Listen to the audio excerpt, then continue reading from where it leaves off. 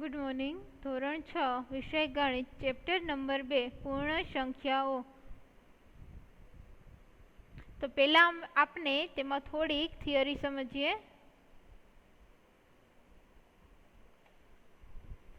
तो आ चैप्टर में पहला तो गणतरी संख्याओं कई कई आवे, धारो के 1 2 3 4 500 200 400 500 तो बधी छे एने शुं कहेवाशे तो के संख्याओं कहेवाशे। एमां पहला जोईए प्राकृतिक संख्याओं।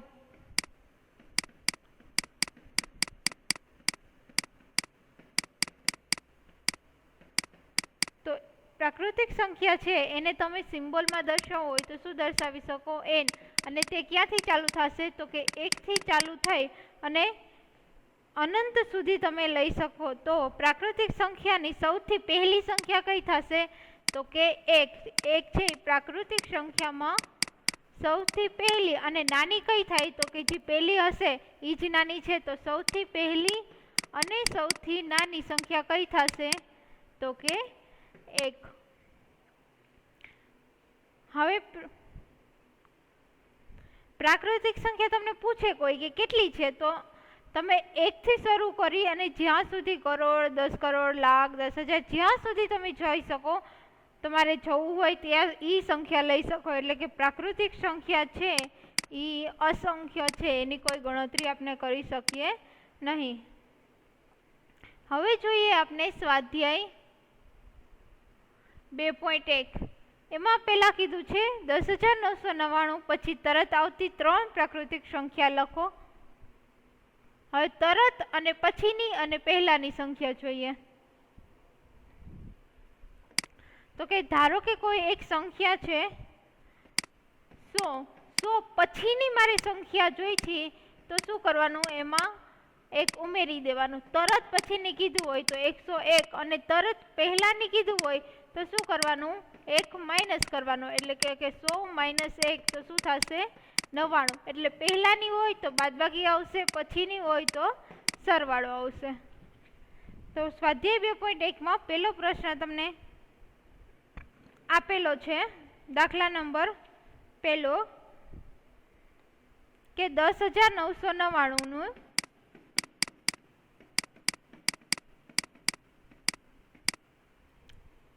तरत पछीनी आवती 3 प्राकृतिक संख्या लखो।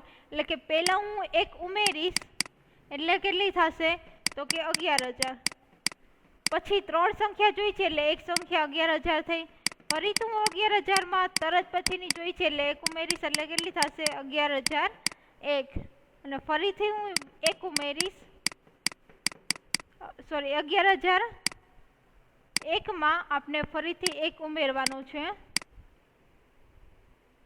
એટલે કઈ સંખ્યા થશે તો કે 11,002। તો કઈ 3 સંખ્યા થઈ 11,000 11,001 અને 11,002।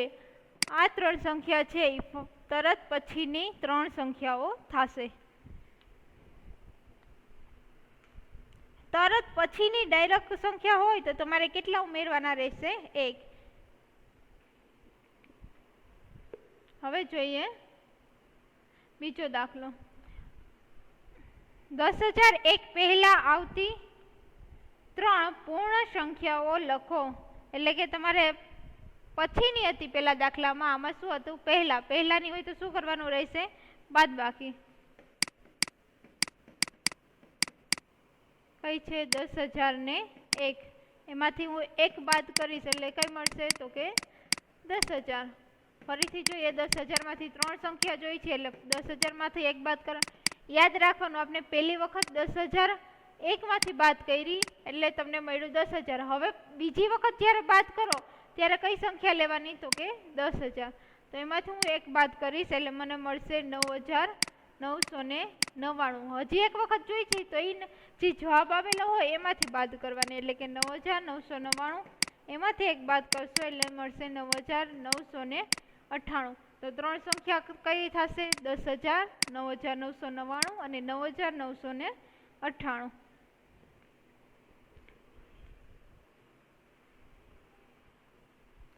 ત્રીજો છે સૌથી નાની પૂર્ણ સંખ્યા કઈ છે તો સૌથી નાની પૂર્ણ સંખ્યા આવશે 0। ચોથો પ્રશ્ન છે સંખ્યાઓ 32 અને 53 ના વચ્ચે આવતી પૂર્ણ સંખ્યાઓ કેટલી છે તે જણાવો. તો ત્રીજા દાખલામાં જવાબ શું આવે? સૌથી નાની પૂર્ણ સંખ્યા 0. આપણે જે હમણાં જોયું હતું કે 1 થી ચાલુ થશે એ પ્રાકૃતિક સંખ્યા છે, પૂર્ણ સંખ્યા નથી. પૂર્ણ સંખ્યામાં સૌથી નાની 0 આવશે. ચોથું જોઈએ, 32 અને 53 ની વચ્ચેથી પૂર્ણ સંખ્યા લખવાની છે, એટલે કે 32 વચ્ચે આવશે 33, 34,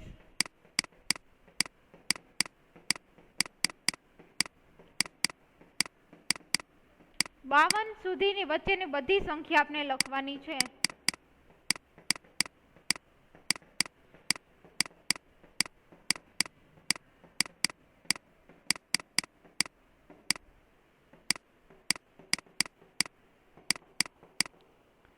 વચ્ચેની કીધી છે એટલે આપણે ક્યાં સુધી લખશી? તો કે 51 સુધી જ લખશી. સોરી, 53 સુધી છે એટલે કે 52 સુધી આવશે.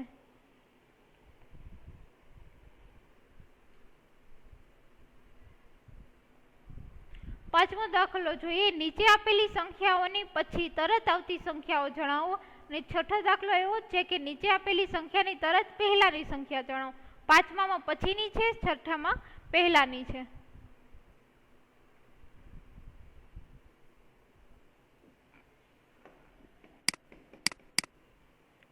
પાંચમામાં પહેલી રકમ છે 24,40,701. બીજી રકમ છે 1,199. ત્રીજી રકમ છે 10,99,999 અને ચોથી રકમ છે 23,45,670. આમાંથી તમારે તરત પછીની હશે એટલે તમારે 1 ઉમેરવાનું થશે, એટલે બધામાં શું કરવાનું? +1 કરી નાખવાના. હવે જોઈએ રકમ, જવાબ શું મળશે? 24,40,702. 1 હતા એમાં 1 ઉમેર્યો એટલે 2 થયા. પછી આવશે 1,00,000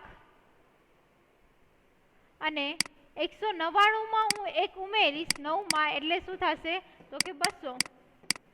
સરવાળો તો તમને આવડે જ છે. ફરીથી અહીંયા આવશે જવાબમાં તમને 10,999 છે એટલે તમને જવાબ મળશે 11,00,000. ને ચોથામાં તમે 1 ઉમેરશો એટલે જવાબ મળશે 23,45,671.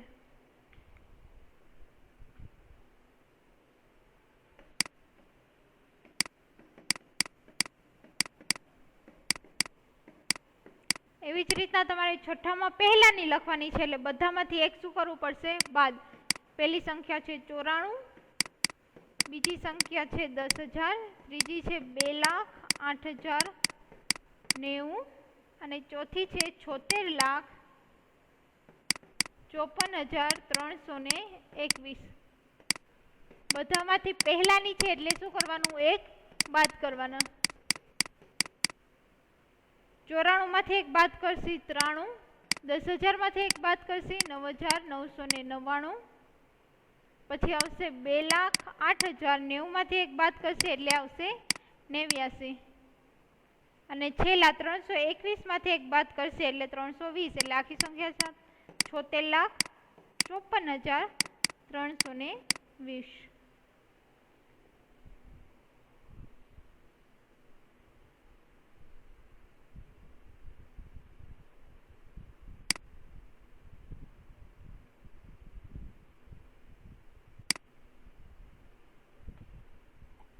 સાતમો દાખલો, નીચે આપેલી સંખ્યાઓની જોડીમાંથી સંખ્યા રેખા ઉપર કઈ સંખ્યા ડાબી બાજુ આવશે અને કઈ સંખ્યા જમણી બાજુ આવશે તે જણાવો તથા તેમની વચ્ચે કયા ચિહ્નનો ઉપયોગ થશે તે જણાવો. તમને લેસ ધેન અને ગ્રેટર ધેન 2 ચિહ્નો આપેલા છે, એમાંથી કયા ચિહ્નનો ઉપયોગ થશે એ આપણે કહેવાનું છે.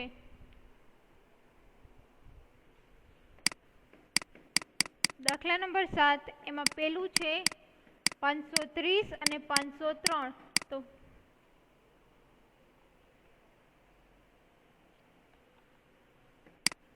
બીજી રકમ છે 370 અને 307. ત્રીજી રકમ છે 98,765 અને 56,789. ચોથી રકમ છે 98,30,415 અને 1,23,000 અને 1. આ બધામાં કઈ સંખ્યા મોટી છે એ આપણે જણાવવાનું છે. તો જુઓ, પહેલા તો સોના સ્થાનની ઉપર 5 5 સરખું છે તો આપણે શેમાં જોશું? દશકનું સ્થાન. તો દશકના સ્થાન ઉપર એક બાજુ 3 છે, એક બાજુ 0 છે, તો 3 મોટા થશે એટલે કઈ સંખ્યા મોટી થશે? 530. એટલે કે 503 કરતા મોટી છે. હવે આ નિશાની કઈ રીતના મૂકવાની કે જે બાજુ મોટી સંખ્યા હોય એ બાજુ પહોળો જે ભાગ છે સાઈનનો એ આવશે અને જે નાની સંખ્યા હોય ત્યાં આવી રીતના ખૂણો આવશે. બરાબર. હવે જુઓ, 3 3 સરખું છે સોના સ્થાન ઉપર, બીજી સંખ્યા 0 અને 7, તો 7 મોટા થશે 370 અને 307. એટલે કે આ સંખ્યા આવશે. આ છે એને વચાશે ગ્રેટર ધેન, આ બાજુ હશે એને વચાશે લેસ ધેન. એના પછી છે હજારનું સ્થાન જોવો 10,000માં, તો એકમાં 9 છે, એકમાં 5 છે, તો 9 મોટા હોય એટલે કઈ સંખ્યા? 98,000 સંખ્યા છે એ મોટી થશે 56,000 કરતા. એના પછી જોવો તો આ જુઓ, પેલી સંખ્યા લાખમાં છે, બીજી કરોડમાં છે, તો એ સંખ્યા હંમેશા મોટી હોય. કઈ? તો કે લાખ કરતા કરોડ છે એ મોટા હોય. એટલે પહેલા તમારે સ્થાન જોઈ લેવાનું કે સોના અને દશકના સ્થાનમાં સરખું છે કે નહીં. 8મો દાખલો છે, નીચે આપેલા વાક્યોમાંથી કયું વિધાન ખરું અને કયું વિધાન ખોટું છે તે જણાવો. પેલું છે, શૂન્ય એ સૌથી નાની પ્રાકૃતિક સંખ્યા છે. જવાબ તમારો આવશે ખોટું, કારણ કે સૌથી નાની પ્રાકૃતિક સંખ્યા આપણે હમણાં જ જોયું કે કઈ છે? તો કે 1.